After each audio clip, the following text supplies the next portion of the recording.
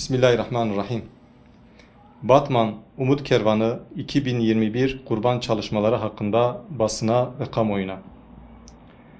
Böylece kendileri için faydalı olan şeyleri açık, seçik görsünler ve Allah'ın onlara rızık olarak verdiği, belirlenen günlerde kesecekleri kurbanlık hayvanlar üzerine onun adını ansınlar. Artık onlardan hem kendiniz yiyin hem de sıkıntı içindeki yoksulları doyurun. Haç suresi 28. ayet.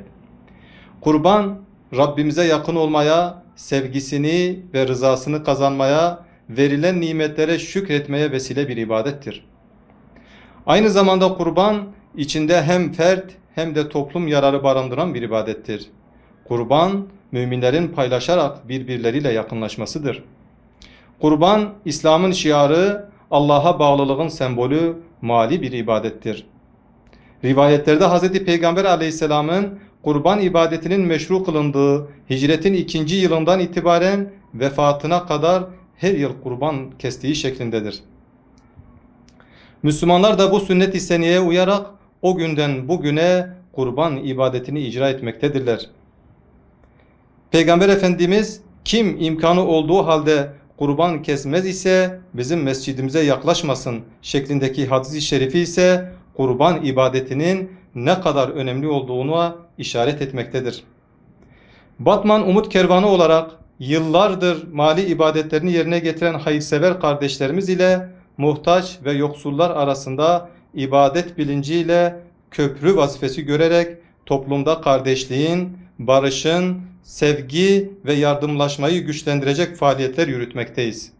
Kurban ibadetinin yapılacağı kutsal bir mevsim daha gelip kapımıza dayanmış bulunmaktadır.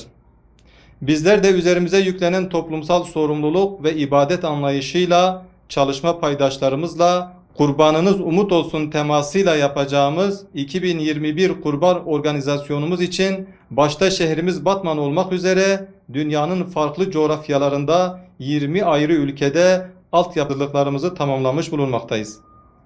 Kurban çalışmamızı salgın tedbirlerine uygun bir şekilde hijyen ve sağlık kurallarına uygun olarak planlanmıştır. Batman Umut Kervanı olarak ibadet bilinciyle geçen 16 yılda yardımcı olduğumuz gibi bu yılda hayırseverlerin vekaletleri doğrultusunda kurbanlıkların temininden hijyen ortamda kesimine, saklanmasından muhtaç ve ihtiyaç sahiplerine dağıtımına kadar bütün süreçleriyle yardımcı olmaya hazırız. Bu yıl yurt içi kurban hisse bedellerimiz 1250 TL'den başlamaktadır. Yurt dışı kurban hisse bedellerimiz ise 750 TL'den başlamaktadır. Hayırseverler vekaletlerini dernek büromuza gelerek bizzat verebilecekleri gibi ödemelerini kurumumuz hesaplarına yaparak telefon ile de verebilirler. Yüce Allah insanlık olarak içinde bulunduğumuz salgından, ümmet olarak içinde bulunduğumuz zor durumdan bizleri keseceğimiz kurbanlar vesilesiyle arınıp affına mazhar ve kendisine yakınlaşabilenlerden eylesin.